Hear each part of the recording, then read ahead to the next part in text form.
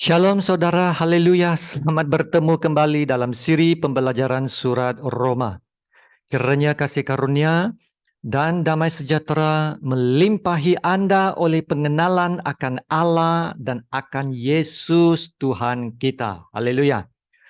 Kita masuk ke dalam bab yang baru, yaitu bab yang ke-8. Ya, bab 8 adalah bab yang panjang dan mengandung ayat-ayat terkenal yang banyak kali dipetik oleh pengkhotbah dan pendeta.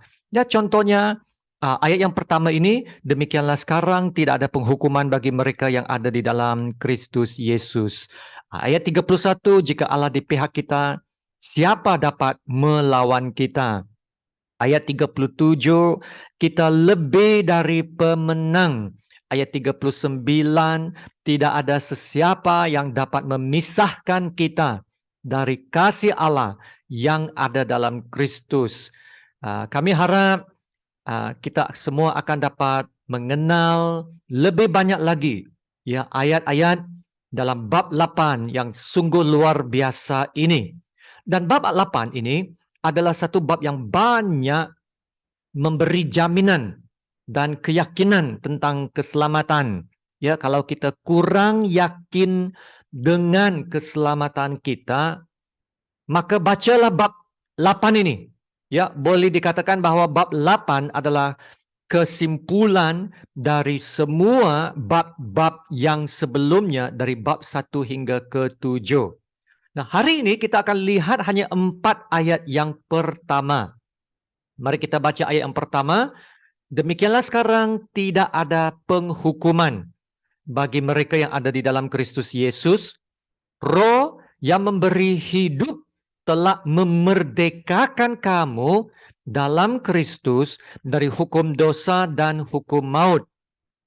Sebab apa yang tidak mungkin dilakukan hukum Taurat kerana tak berdaya oleh daging, telah dilakukan oleh Allah dengan jalan mengutus anaknya sendiri dalam daging yang serupa dengan daging yang dikuasai dosa kerana dosa. Ia telah menjatuhkan hukuman atas dosa di dalam daging supaya tuntutan hukum Taurat digenapi di dalam kita yang tidak hidup menurut daging tetapi menurut roh. Demikianlah firman Tuhan. Di bahagian akhir Roma bab 7, Paulus menyatakan pergumulannya dengan kedagingannya. Di satu sisi, dia mau hidup melakukan hukum Allah. Ya, dia suka akan hukum Allah. Tetapi di sisi lain, dia ada keinginan melakukan perkara-perkara yang dia tahu adalah tidak baik. Inilah sifat kedagingannya. Nah, oleh kerana itu Paulus bergumul. Roh dalam batinnya bergumul dengan kedagingannya sehingga dia berkata ya, aku manusia celaka. Ya, Paulus merasakan bahwa dia tidak cukup baik untuk melakukan segala hukum Taurat dan kerana itu dia rasa sangat bersalah. Ya, mungkin kita juga rasa begitu ya, rasa tidak cukup baik. Ya, saya seorang yang gagal, saya tidak sempurna. Ya, kalau kita rasa begitu, maka bab 8 ayat yang pertama ini adalah ayat yang kita harus dengar. Sekali lagi kita baca ayat yang pertama ini. Demikianlah sekarang tidak ada penghukuman bagi mereka yang ada di dalam Yesus Kristus. Amin. Apabila Paulus mengatakan demikianlah sekarang, ia mau memberikan argumen ya atau hujah yang paling kuat tentang apa yang telah ia bicarakan sebelum ini dari bab 1 hingga ke 7. Sepertinya dia berkata, apa yang saya bagi tahu sebelum ini semuanya itu benar dan apa yang saya mau bagi tahu seterusnya itu adalah penting. Maka dengar baik-baik ya. Maka demikianlah sekarang dia berkata, tidak ada penghukuman bagi mereka. Haleluya, tiada lagi penghukuman. Penghukuman apa ini? Yaitu penghukuman kerana gagal melakukan seluruh hukum Taurat. Iya saudara, sememangnya kalau kita masih ikut perjanjian lama, setiap pelanggaran terhadap hukum Taurat akan mendatangkan kutukan. Kita akan dikutuk. Kalau Tuhan lihat dari takhta syurganya, memang ada banyak alasan ya untuk Allah menghukum kita karena kita gagal menuruti hukum Tauratnya. Maka di bawah sistem hukum Taurat, manusia berada di bawah kutukan, maut, dan dosa karena tidak ada seorang pun yang dapat melakukan semua hukum Taurat dengan sempurna. Tiada. Tapi kita bersyukur dalam perjanjian baru, kutukan itu telah dihapuskan. Haleluya. Dihapuskan melalui Yesus Kristus yang menanggung segala kutukan itu di atas kayu salib. Nah, itulah sebabnya ayat yang pertama mengatakan, demikianlah sekarang tidak ada penghukuman bagi mereka yang ada di dalam Kristus Yesus. Ya, perhatikan saudara, mesti di dalam Kristus Yesus. Ya, karena Kristus adalah penebus manusia yang menyelamatkan kita dari penghukuman yang ada di dalam hukum Taurat. Ya, di dalam Kristus juga menyatakan kesatuan kita di dalam Kristus, ya, yang telah kita lihat dalam bab 6, di mana melalui pembaptisan kita dengan Yesus dalam kematian dan kebangkitannya, kita disatukan dengan Kristus. Amin. Nah, dengan itu, melalui kesatuan kita dengan Kristus, kita juga memiliki perbenaran yang ada dalam Kristus. Haleluya. Yaitu, kalau Kristus adalah benar, maka kita juga adalah benar. Nah, ia juga bermaksud, kalau Allah menerima Kristus sebagai anak Allah, maka Allah juga menerima kita sebagai anak Allah. Sebab sekarang kita di dalam Kristus dan Kristus di dalam kita. Kalau Allah tidak mendapat satu kesalahan pun yang ada pada Yesus, Allah juga tidak mendapat satu kesalahan pun yang ada dalam kita. Amin. Sebab kita ada dalam Kristus yang benar, maka perbenarannya menjadi perbenaran kita. Haleluya, luar biasa kan? Kalau Allah melihat Yesus itu adalah benar, maka Allah juga melihat kita itu adalah benar. Kalau Allah melihat Yesus itu adalah suci, maka Allah juga akan melihat kita itu adalah suci. Begitu juga kalau Allah melihat kita itu adalah kudus, maka Allah juga lihat kita adalah kudus. Kalau Allah memberi kuasa kepada Yesus untuk memerintah, nah, kita juga diberi kuasa untuk memerintah bersama Yesus. Kita akan mewarisi kerajaan syurga. Haleluya.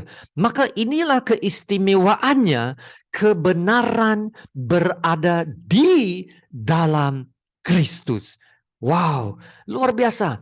Kita berada dalam Kristus melalui iman yang percaya karena kita percaya kepada Yesus dan Kristus berada di dalam kita melalui Roh-Nya.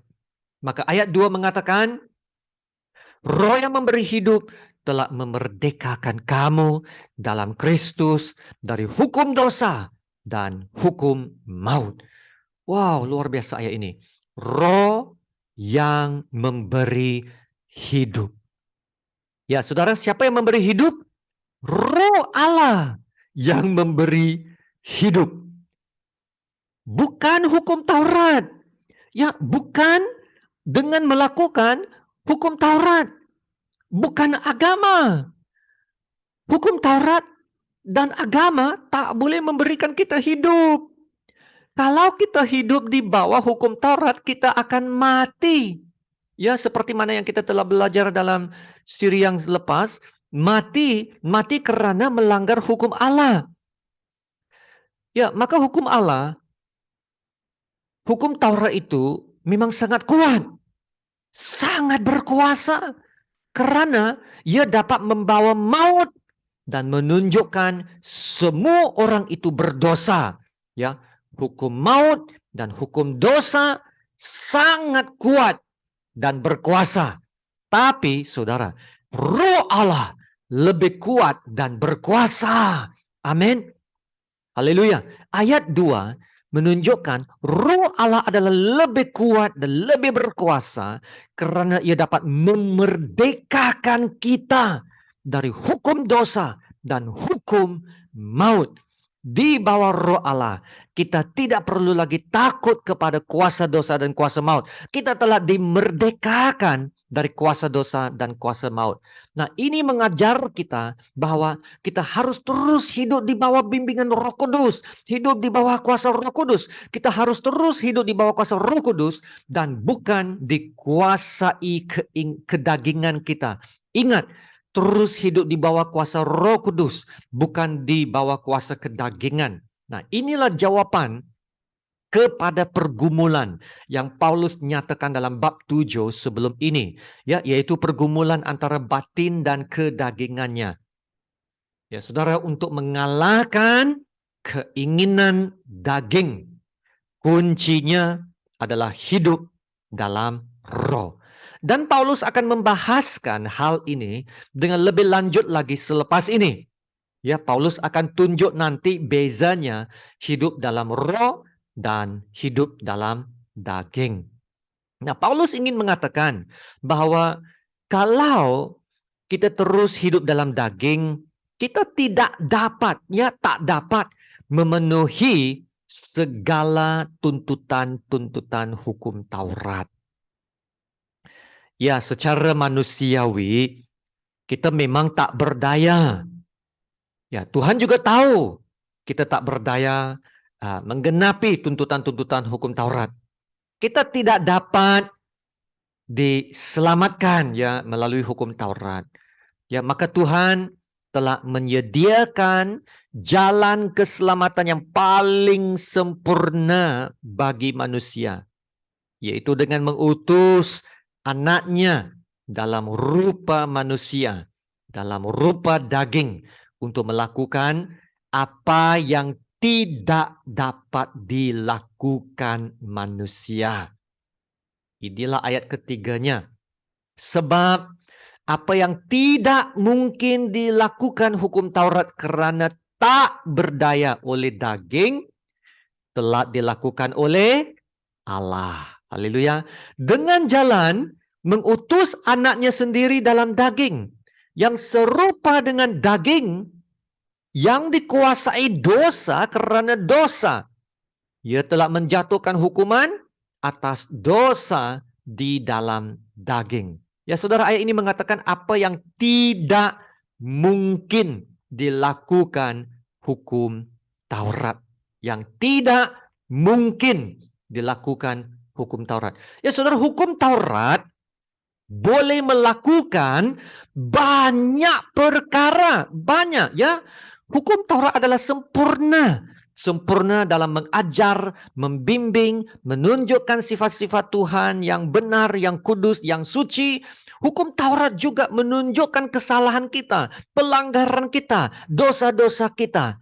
Tapi hukum Taurat tidak dapat memberi kemampuan kepada kita untuk berubah. Tak boleh. Tidak dapat memberi kuasa kepada kita untuk menyelamatkan diri dari dosa. Maka apa yang tidak mungkin dilakukan hukum Taurat karena tak berdaya oleh daging, telah dilakukan oleh Allah. Dilakukan oleh Allah. Ya, perhatikan ayat 3 ini, perkataan dilakukan oleh Allah. Apa yang dilakukan oleh Allah? Dengan mengutus anaknya sendiri dalam daging. Perhatikan ayat ini. Yang serupa dengan daging, yang dikuasai dosa karena dosa. Nah, hukum Taurat dapat menyatakan dosa kita, yaitu menunjukkan semua dosa-dosa kita, tetapi tidak dapat menghapus dosa kita. Nah, untuk menghapus dosa, Yesus harus datang sebagai manusia. Nah, inilah kata 1 Yohanes 3:5. Dan kamu tahu bahwa ia telah menyatakan dirinya supaya ia menghapus segala dosa. Dan di dalam dia tidak ada dosa. Amin. Yohanes mengatakan, Yesus datang untuk menghapus segala dosa. Dan saudara, perhatikan, ayat ini mengatakan di dalam dia tidak ada dosa. Ingat ini, tidak ada dosa ya. Nah, inilah juga maksud Paulus dalam ayat 3 dalam Roma 8. Paulus mengatakan ya bahwa Allah mengutus anaknya sendiri dalam daging yang serupa dengan daging yang dikuasai dosa karena dosa. Nah, kita harus berhati-hati ya dengan apa yang dimaksudkan di sini. Yesus datang dalam daging. Yesus menjadi seperti manusia yang serupa dengan daging, yaitu serupa manusia yang dikuasai dosa. Manusia yang dikuasai dosa, tetapi Yesus tidak memiliki dosa. Yesus tidak memiliki dosa, tetapi ia telah menanggung dosa manusia atas dirinya. Yang dikuasai dosa itu adalah manusia, bukan Yesus. Ya, inilah maksudnya. Ia telah menjatuhkan hukuman atas dosa di dalam daging, yaitu sebagai manusia, ia telah menanggung hukuman dosa itu di dalam dagingnya. Maksudnya, manusia yang seharusnya menanggung hukuman dosa, ya, tetapi Yesus telah menjadi pengganti. Yesus mengambil tempat manusia. Yesus menanggung hukuman itu. Dan karena itu, manusia tidak perlu menanggungnya lagi. Ya, hukum dosa dan hukum maut telah pas dari kita, yaitu telah lepas dari kita karena ia telah jatuh atas Yesus. Itulah sebabnya kita dimerdekakan dari hukum dosa dan hukum maut oleh karena Yesus Kristus. Nah, hasilnya ayat keempat berkata, supaya tuntutan hukum Taurat digenapi di dalam kita. Wow, yang tidak hidup menurut daging tetapi menurut roh. Luar biasa kan? Supaya ayat ini mengatakan tuntutan hukum Taurat digenapi di dalam kita. Wow, segala tuntutan hukum Taurat dapat digenapi di dalam kita. Ya, perhatikan ya, digenapi di dalam kita dan bukan oleh kita. Sebab kalau digenapi oleh kita, bermaksud kita yang menggenapinya, yaitu melalui usaha kita sendirilah. Nah, kita yang berusaha untuk coba menggenapinya. Itulah agama, berusaha. Tapi kita tahu, kita tak boleh menggenapi segala tuntutan hukum Taurat. Memang tak boleh. Maka tuntutan-tuntutan hukum Taurat harus digenapi di dalam kita. Bagaimana? Melalui hukum Taurat yang telah digenapi di dalam Yesus. Ya, digenapi di dalam Yesus. yaitu melalui ketaatan Yesus melakukan kehendak Allah melalui pengorbanan Yesus. Yesus menanggung hukuman-hukuman kita. Maka di dalam Yesus segala tuntutan hukum Taurat telah digenapi. Nah, saudara ingat ini ya. Karena kita ada di dalam Yesus, Yesus yang telah menggenapi segala tuntutan hukum Taurat, maka kita yang dalam Kristus, segala tuntutan hukum Taurat itu juga telah digenapi di dalam kita. Wow, luar biasa. Nah, ini tidak bermaksud kita yang menggenapi hukum Taurat ya. Bukan kita yang menggenapi hukum Taurat, tetapi Yesus yang menggenapi tuntutan hukum Taurat. Tapi karena kita ada di dalam Yesus, ya, disatukan dengan Yesus, maka tuntutan hukum Taurat juga digenapi di dalam kita. Ingat, digenapi di dalam kita. Ya, bukan digenapi oleh kita. Dan ayat ini juga mengatakan yang tidak hidup menurut daging tetapi menurut roh. Kita telah bebas dari penghukuman hukum Taurat, ya sudah bebas ya. Maka sekarang hiduplah menurut roh. Itu hidup yang dikuasai roh dan bukan dikuasai daging. Sebab kalau hidup kita dikuasai daging, apa yang akan terjadi? Kita akan jadi seperti Paulus dalam bab 7 itu. Akan sentiasa ada pergumulan, struggle ya antara daging dan roh.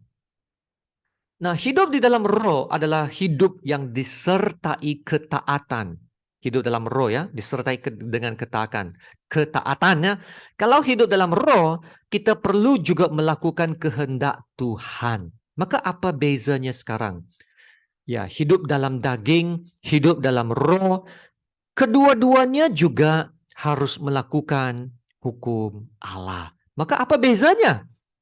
Nah, saya bagi satu contoh untuk menjelaskan bezanya. Katakan anak saya yang harus melakukan kerja sekolah. Nah, kalau dengan sendirinya dia struggle ya, coba selesaikan kerja sekolah.